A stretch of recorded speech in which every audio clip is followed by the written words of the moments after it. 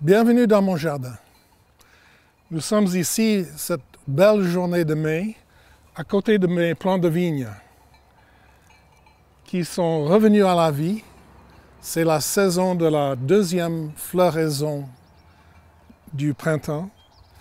Et j'aimerais vous montrer quelque chose qui est formidable avec les plants de vigne en cette saison de l'année.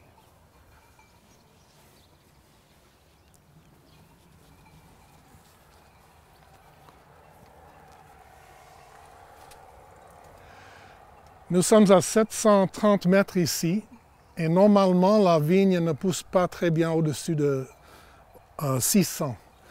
Mais j'ai planté celle-là il y a 20 ans contre ce mur qui a tout le soleil de l'après-midi et elle se porte très bien. Elle donne des dizaines de kilos de raisins toutes les années. Mais là, ce que je ne savais pas, parce que je n'ai jamais habité dans un village vigneron, je ne savais pas que déjà, dans la feuille, à l'intérieur de la feuille, il y a la grappe de raisin.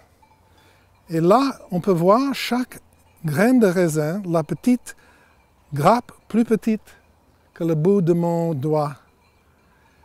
Et ce développement va continuer avec l'eau et le soleil pendant toute la saison. Et bien sûr, vers fin septembre, début octobre, on aura des immenses grappes de raisins bien beaux, bien juteux. Vous voyez, le jardinier, il ne peut pas faire pousser des plantes. Les plantes poussent d'elles-mêmes. Et c'est une des raisons que je dis, ici c'est le jardin de Dieu, parce que moi, je ne peux pas les faire pousser. Ce n'est pas mon job. Mon job, c'est de créer les conditions pour qu'elles puissent pousser. Je les plante à la bonne place, je les arrose, je les nourris parfois. On fait la taille en février avec mon ami Roger. Mais je peux vous dire que moi, je ne fais pas pousser les plantes. Et c'est la même chose pour Dieu. C'est lui qui nous aide à grandir dans la maturité spirituelle. Nous ne pouvons pas le faire par notre propre effort.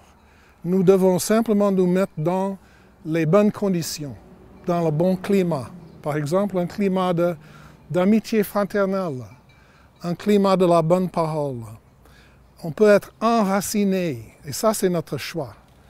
Parce que la Bible dit bien que Jésus est le cep et nous sommes les sarments.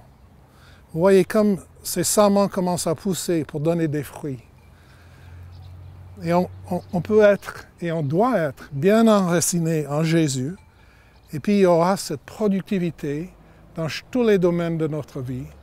Et surtout le domaine relationnel, qui est si difficile de nos jours, si peu évident, mais nous pouvons avoir un fruit formidable dans toutes nos relations si nous laissons entrer la lumière de Dieu, comme j'ai dit l'autre fois, et puis si nous gardons nos racines en Jésus.